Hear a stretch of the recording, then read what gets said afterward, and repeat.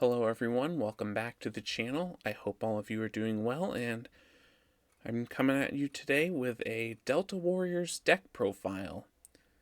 Since the Delta Warriors were one of my first card showcases, I thought it made sense to do a deck profile based on them.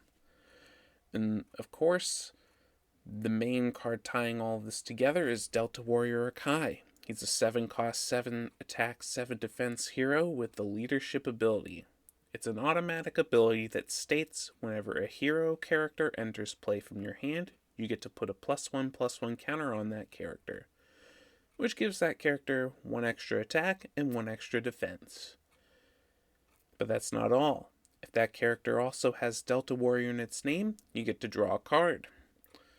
So our goal is obvious: get as many of these guys in play as possible, and swing for high amounts of damage. And then nothing says that better than Delta Warrior Maxim. We've got 1 copy of him, and he's a 10 cost, 10 attack, 10 defense with his Delta Strike ability. He's our big payoff for playing a lot of Delta Warriors. Getting +2 attack for each hero with Delta Warrior in its name on the field we can get. Except for him, of course. With 4 other Delta Warriors alongside, Maxim can get up to 18 attack and swing for huge amounts of damage. And what better thing to pair that with than with Meteor Gloves, which gives the modified character the ability to attack twice in a turn. If our opponent has no characters, that's 36 damage, which is enough to almost one-shot our opponent if they have no characters. But often that's not always necessary. We've got plenty of other attacking options to attack with until we can get to Maxim.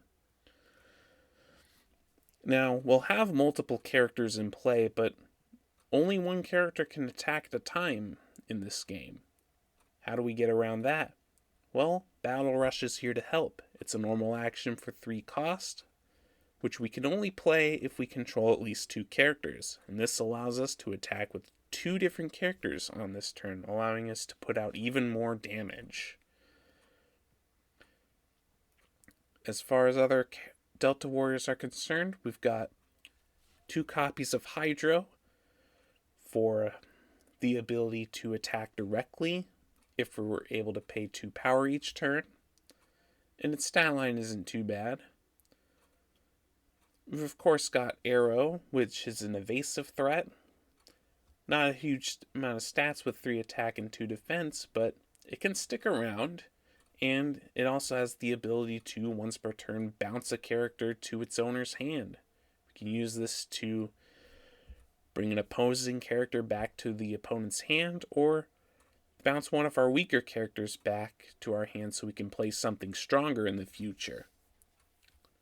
3 copies of Raylim are here for the discard and the ability to do some chip damage. We've also got 2 Flora Skies for her growth cycle ability. That draw engines are nice to have. And of course, 3 Delta Warrior Gale for his ability to look at the top 4 cards of our deck and grab any hero or Delta Warrior we like from among them to put in our hand to help set up our future plays. And on that note, 3 copies of Call of the Heroes as well. It's twice as much cost as Gale, but it allows us to directly search the deck for up to 2 heroes we want. We've also got 2, and finally, we got 2 copies of Blitz. It's a 1 cost, 2 attack, 0 defense, and this is one of the best ways to remove other characters. It's critical, just allows us to destroy any character he comes into contact with. It's pretty nice. And that's it for the Delta Warrior characters. We've also got 2 copies of Overdrive Man. He's also a hero too, so he benefits from anything that searches out our heroes. He can also power up Maxim as well, though not as much as any of the Delta Warriors. And he also gets the +1/+1 counters from Akai. And also, nothing really beats that 15 attack. As for other cards to support the deck are concerned, 3 Super Coin for just some draw. We've also got Overpowers, 3 of them, It's a pretty nice card to have since most of our characters have more attack than defense. We can hold one power back, and if they try to attack one of our characters, the opponent does, well, we can always sneak in one of these to pretty much make our opponent regret that decision. It's a pretty nice card to have. There's also 3 copies of Revival Ray. If any of our heroes or Delta Warriors get knocked out, we got 3 of these to get them back to our hand to play later. And of course, 1 copy of Apocalypse Now. Sometimes you just need a last second board wipe to clear everything out, and Apocalypse is the cheapest card for the job. And with that, that's about it for the Delta Warrior deck profile. There are definitely some substitutions I can make. This deck list isn't perfect by any means. You could probably put in a few cards with Taunt to help protect some of the more valuable pieces, like a Kai here or Maxim, as well as some more hard removal like Steady Shot or Burst Attack.